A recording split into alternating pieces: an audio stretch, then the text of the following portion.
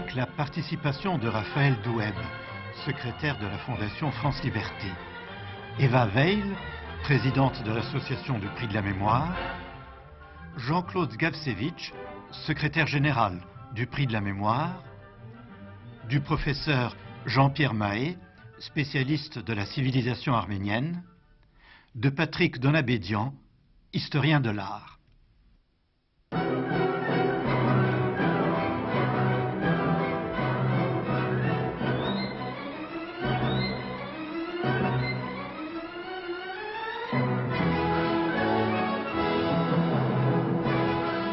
La grande salle du Palais de Chaillot à Paris accueillait cet après-midi-là un public particulier. Il venait assister à une cérémonie émouvante, la remise, pour la première fois, du Prix de la Mémoire. Un triple prix en réalité, décerné au Dalai Lama, au Mathéna-Dharan et à maître Serge Klarsfeld. Trois symboles de ce que peut être la mémoire d'un peuple. Madame Danielle Mitterrand est présidente d'honneur du Prix de la Mémoire. C'est auprès d'elle que l'on conduit à son arrivée Tenzin Gyatso, le Dalai Lama, qui mène un combat silencieux depuis qu'il s'est vu contraint à l'exil en mars 1959.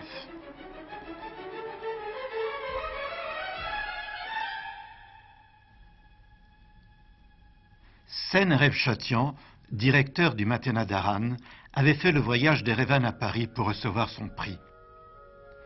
L'action de Serge Klarsfeld était présentée par son ami Claude Lanzmann, réalisateur du film Shoah. On diminuerait la souffrance des hommes si l'on savait regarder dans leur passé et dans leur présent. Je vais appeler maintenant Sami Frey pour lire un texte à l'occasion de ce premier prix de la mémoire.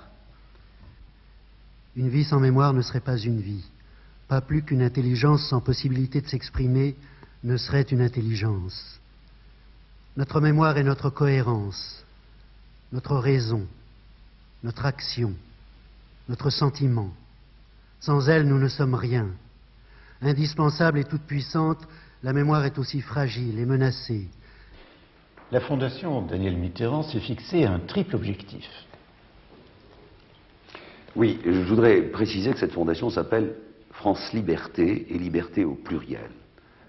Et bien sûr, sa présidente et son élément moteur en est Danielle Mitterrand. Faire émerger, renforcer les libertés publiques et privées partout dans le monde et en France. Car ces libertés, même dans les grandes démocraties, sont toujours à renforcer. Faire en sorte que le racisme et toutes ses exclusions soient combattus constamment et valoriser toutes les cultures minoritaires en montrant combien nos grandes démocraties se sont enrichies de l'apport de ces cultures. C'est une fondation d'utilité publique. C'est une fondation d'utilité publique. Nous avons effectivement travaillé pendant plus de 5 ans, de 81 à 86, début 86, en association. Et nous avons eu le décret d'utilité publique après ces 5 ans de travail associatif. France Liberté a des sortes de filiales ou de correspondants, particulièrement dans 2 grands pays de grande puissance. Les États-Unis, c'est très important parce qu'il y a une tradition démocratique, une volonté de respecter les droits de l'homme extrêmement importante, et puis il y a aussi une tradition du mécénat, du sponsoring que nous n'avons pas encore en Europe. Et nous avons donc aux États-Unis une fondation qui s'appelle France Liberté, qui est extrêmement importante, animée par des gens remarquables. Je songe à Elie Wiesel, le professeur Kurtz, des gens comme Harry Nayer, qui est président d'American Watch, Styron, le grand écrivain, et bien d'autres. Et puis au Japon, parce que nous avons de tels programmes en Asie aujourd'hui, en particulier au Bangladesh, aux Philippines, en Thaïlande, avec les réfugiés, qu'il était essentiel que nous arrivions à convaincre les grands industriels japonais d'apporter leur concours. Et vous avez créé un peu partout des réseaux de solidarité. Alors, ces réseaux étaient un peu constitués grâce au travail associatif depuis 81, en particulier dans presque tous les départements français. Et puis, nous étions intervenus dans plus de 70 pays dans le monde en aide humanitaire. dans des domaines tels que la préscolarisation. Il faut savoir qu'il y a encore aujourd'hui près de 61% d'enfants analphabètes dans les pays du tiers-monde, dans les problèmes de santé touchant à l'enfant aussi, et particulièrement sur les problèmes de vaccination. On le voit avec ce fléau qu'est le sida aujourd'hui. Il est incontestable que quand vous pensez que plus de 57% de certains pays d'Afrique et avec plus de 65% d'enfants n'ont aucune immunité parce que vaccinés sur rien, vous imaginez combien ce fléau frappe plus fort. Et nous avons donc une immense action de prévention, d'explication, d'information, de banque de sang sur le sida en Afrique.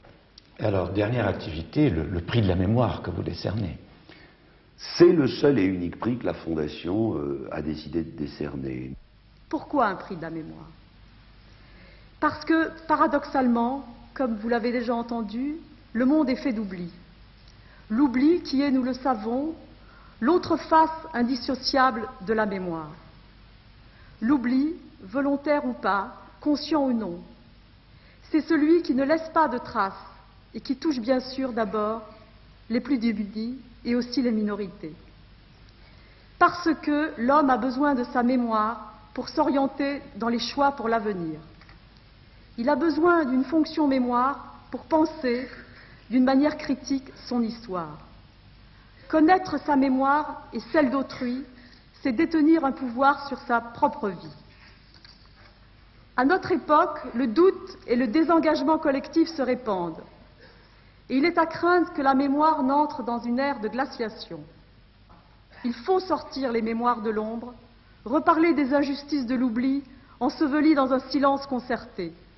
Il faut aller à la rencontre de la mémoire des peuples, des langues, des savoir-faire, pour nourrir une action de liberté commune pour tous les hommes. On a pensé qu'un prix, ça serait une manière assez moderne, assez médiatique, de parler d'une mémoire vivante. Vivante, tournée vers l'avenir, tournée vers la transmission, vers la préservation d'abord, mais vers la transmission. Nous avons considéré ces dernières années, en connaissance de tous les témoignages que nous avons reçus et au vu de nos actions sur le terrain, qu'à chaque fois qu'un régime sortait du système démocratique, sa première volonté, c'est d'abolir et de supprimer la mémoire de peuple.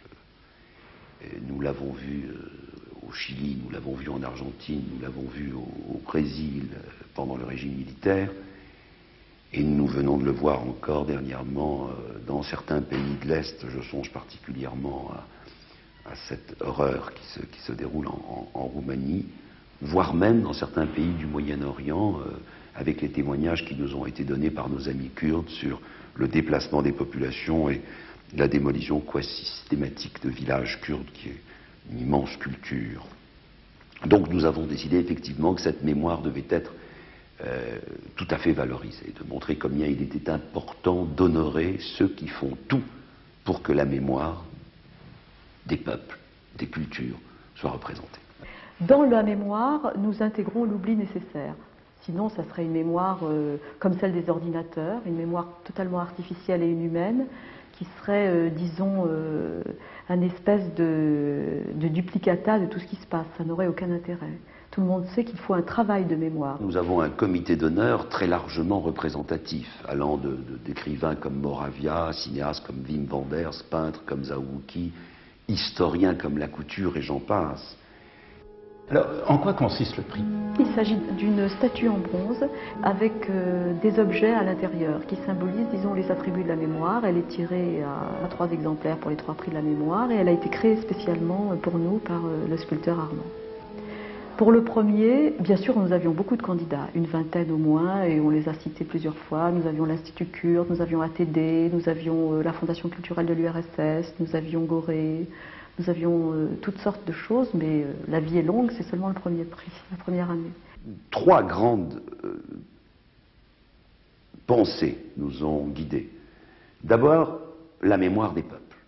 Et il est vrai qu'avec ce que nous avons vécu ces 3 dernières années en Chine, et je parlais justement des Kurdes, 2 lauréats étaient en piste l'Institut culturel kurde de Paris, qui depuis des années essaye de montrer la richesse de ce peuple et de sa culture, et bien sûr le Dalai Lama. Le Dalai Lama que nous avions reçu il y a 1 an et qui nous avait apporté des témoignages accablants de ce qui se passait dans le Tibet, l'a emporté. Lorsque Eva Weil et Jean-Claude Galsevitch remettent son trophée au Dalai Lama, celui-ci fait preuve d'une humilité surprenante, cachant d'abord son émotion sous un masque d'humour. Il est parti en exil, en Inde, pour préserver et pour construire, puisque depuis qu'il a quitté le Tibet en 1959, beaucoup de choses se sont passées sur ce continent.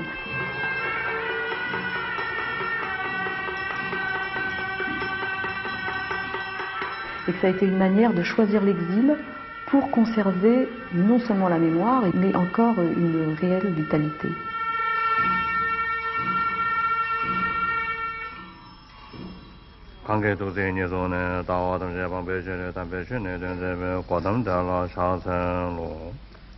Brothers, sisters, Frères et sœurs, I'm extremely happy je suis très content d'être ici avec vous and particularly et très heureux d'avoir reçu ce prix.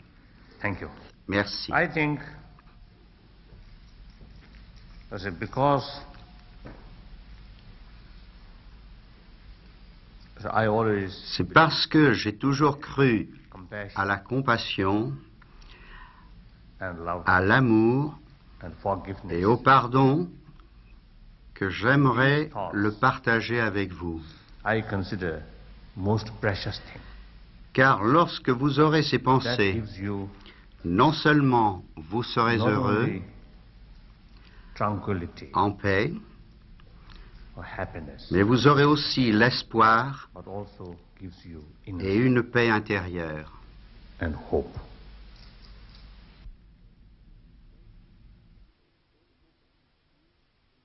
Un deuxième thème important, c'est comment empêcher que l'on dévoie la vérité. Comment faire pour que cette vérité reste authentique, que les gens n'aient pas la mémoire courte, voire même, comme ça s'est passé dernièrement en France avec les théories de Forisson, que l'on ne puisse pas affirmer que, par exemple, le peuple juif n'avait pas subi son génocide. L'affaire Forisson, c'était la négation des chambres à gaz, des camps de déportation, et on s'est dit tout d'un coup, attention, l'histoire va être falsifiée.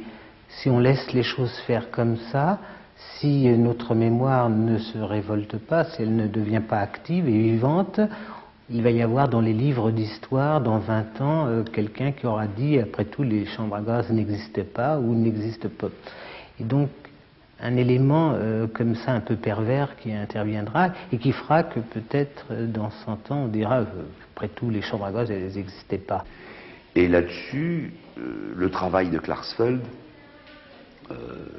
a été bien sûr reconnu. Nous lui avons donné le prix pour son œuvre qui s'appelle le Mémorial de la déportation des Juifs de France. Alors c'est une œuvre extrêmement importante, enfin il nous a semblé tout à fait fondamentale. Elle a été publiée en 1978, 30 ans après la fin de la guerre. C'est la première fois que le nom de tous les Juifs déportés de France a été mémorisé quelque part. C'est-à-dire que jusque-là, il y avait des familles entières, plein de gens qui avaient perdu quelqu'un et qui ne savaient pas où ce quelqu'un avait disparu, même s'il avait disparu. Le premier acte de mémoire, c'est de conserver les noms des gens, pour toujours. Et le deuxième, c'est de les rendre à la mémoire de leurs proches et à la mémoire de la collectivité. C'est pour ça qu'on a souhaité lui donner ce prix.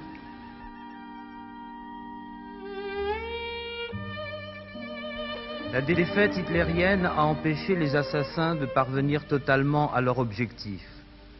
Les nazis n'avaient pu se saisir d'un tiers des juifs d'Europe. Dans la débâcle, ils n'avaient pu achever tous les juifs qui survivaient dans les camps.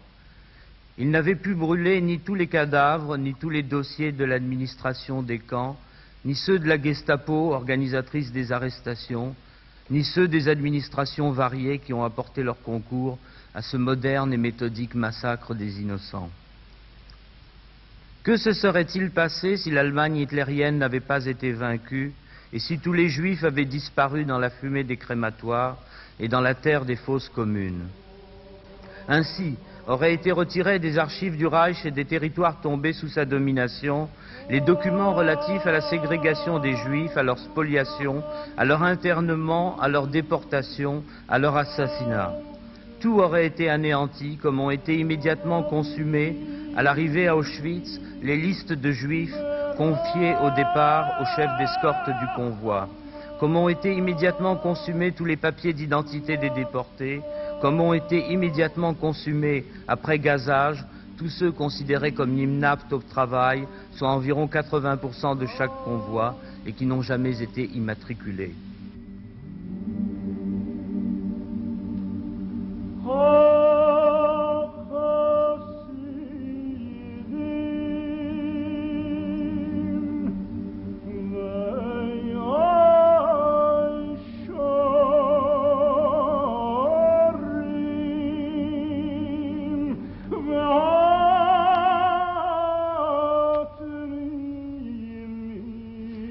Et puis un troisième thème, bien sûr, a été abordé, ça a été la mémoire de l'environnement, d'une part, et de la sauvegarde d'une culture.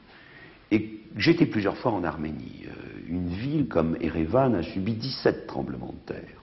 On connaît la souffrance du peuple arménien, le génocide terrifiant qu'il a subi.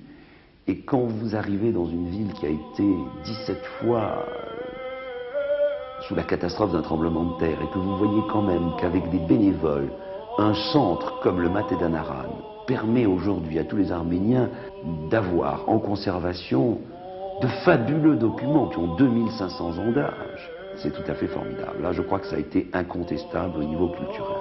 Mathé-Danaran, cela signifie bibliothèque. Oui, bibliothèque, ou plus précisément l'endroit où on dépose les matyanes, qui sont censés être de grands livres anciens, des manuscrits. Quelle est l'origine du Mathé-Danaran? Bien, l'origine du Mathé-Danaran est à peu près aussi ancienne que l'alphabet arménien. Vous savez que l'alphabet arménien a été créé par Mashtots au cours d'un voyage d'études en Syrie. Mashtots et le catholicos Saak créent une école dans laquelle, par la force des choses, on apprend à écrire, à copier des manuscrits. Donc il y a bientôt une bibliothèque de manuscrits grecs et arméniens chez le catholicos. Cette bibliothèque est enrichie par l'activité de Mashtots, qui envoie ses élèves tantôt en Syrie, tantôt à Constantinople, tantôt en Arménie occidentale pour recueillir de nouveaux textes et faire de nouvelles traductions. Et on peut dire que d'une façon schématique, en quelque sorte, c'est cette bibliothèque du patriarcat qui est l'ancêtre du Mathé-Danaran. Au moment où votre peuple endure les souffrances que l'on sait après le dernier séisme, et alors que malheureusement on est presque au bord de la guerre civile, c'est un grand honneur pour Régine Desforges et pour moi-même de vous remettre ce prix de la mémoire. Bravo.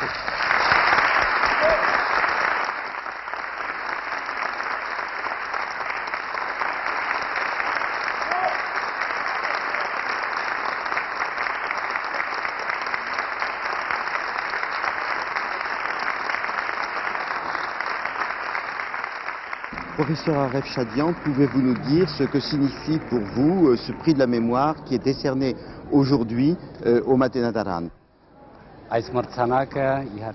Alors c'est un prix qui a une grande importance, non seulement pour le Mathé-Danaran et tout son personnel, mais surtout pour l'ensemble du peuple arménien. C'est un prix de la mémoire, et la mémoire a été pour les Arméniens au cours des âges un appui extrêmement important. Alors, tous les documents qui sont, les manuscrits qui sont conservés au Mathé-Danaran parlent du long chemin historique parcouru par le peuple arménien.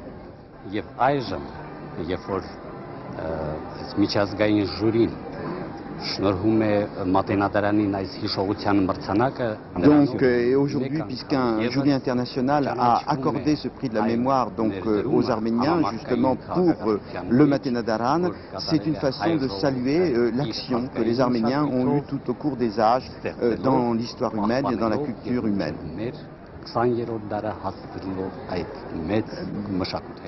Le Mathé-Danaran, vous le connaissez bien de l'intérieur, parce que vous y avez passé de longues années d'études.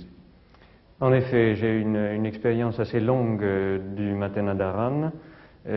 C'était dans le cadre de recherches que j'ai effectuées en URSS, notamment en Arménie soviétique, recherches sur l'histoire de l'art médiéval en Arménie, en Transcaucasie chrétienne, et ces recherches m'ont amené à travailler au Matenadaran.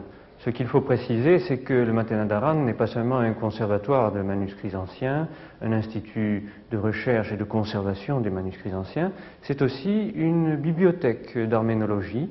Et naturellement, le chercheur qui travaille sur ces sujets a tout intérêt à travailler là, parce qu'on y trouve certainement l'une des meilleures bibliothèques d'arménologie du monde, et on y trouve aussi une chose qui est encore peut-être plus précieuse, c'est un rassemblement extraordinaire de compétences. C'est un local de dimension assez réduite finalement, où les salles sont construites dans un style proche du style médiéval, avec de nombreuses voûtes, des ouvertures zénithales, c'est-à-dire avec de la lumière qui descend d'en haut.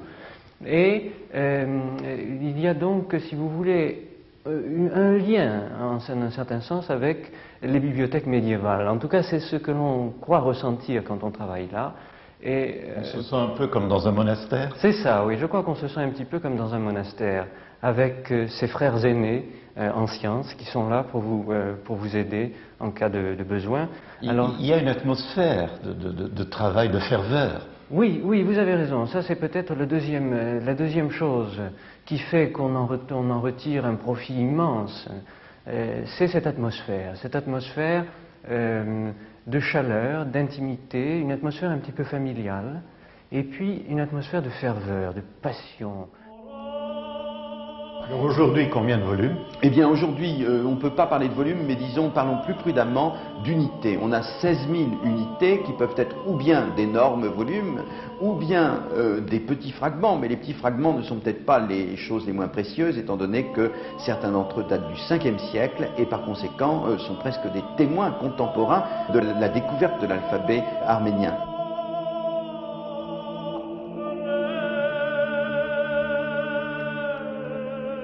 On atteint une certaine masse critique, étant donné que c'est plus de la moitié des manuscrits qui existent au monde, donc ça permet de travailler, d'identifier les textes, de faire des inventaires, mais aussi ça nous donne accès aux véritables dimensions de la littérature arménienne ancienne.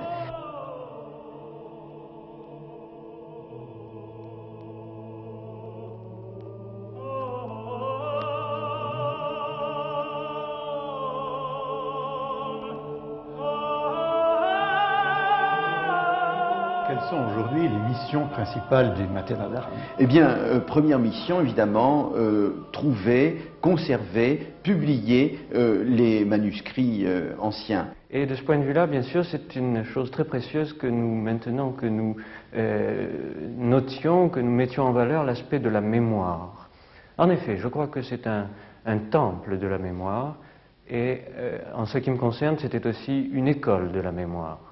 C'est un lieu de la mémoire et un lieu qui institue une relation entre les Arméniens et leur propre passé. Il faut comprendre que les Arméniens ne sont pas dans le cas des Français. Les Français ont conservé tout leur territoire national. Les Arméniens n'en ont conservé qu'un dixième, on peut dire, et ma foi, on peut toujours être optimiste, mais il y a très peu de chances qu'en réalité, la plupart de ces territoires reviennent jamais aux Arméniens. Il n'en est pas question. Et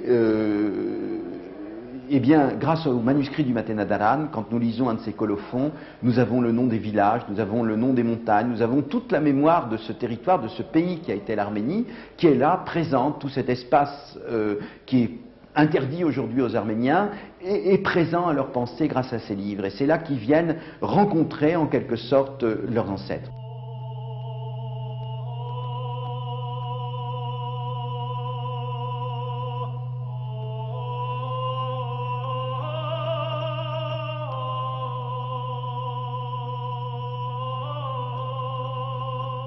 Ne dirait-on pas toute l'âme d'un peuple exhalée dans ses miniatures, ses racines, sa foi, sa conception de la beauté, son désir de pérennité? Parcourir le musée du Matenadaran, c'est un peu s'entendre dire à chaque pas « Voilà ce dont j'ai été capable, le degré de civilisation auquel je suis parvenu. Voilà le temps de ma grandeur, voilà aussi mes plaies. N'oublie pas. »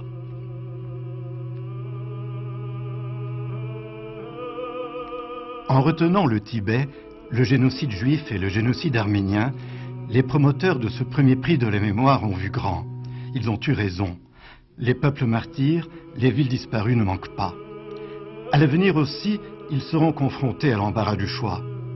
Mais à cette mémoire, notre souhait serait peut-être d'ajouter simplement une prière et, si possible, le pardon.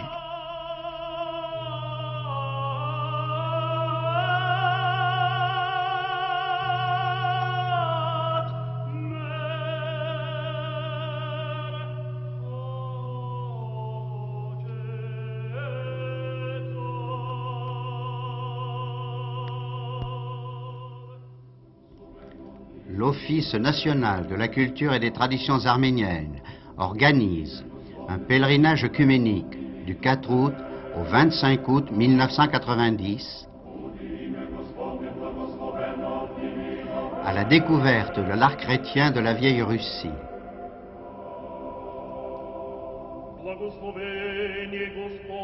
Visite de Leningrad, de Pskov, ville d'art, de la Russie ancienne, de Novgorod avec son musée d'icônes, de Moscou.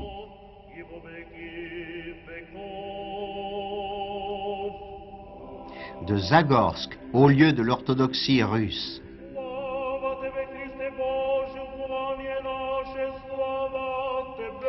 Des villes d'art de Yaroslav, Rostov, Souzdal, Vladimir. En Géorgie, avec ses églises orthodoxes des XIe au XIVe siècle, ainsi qu'aux églises millénaires d'Arménie.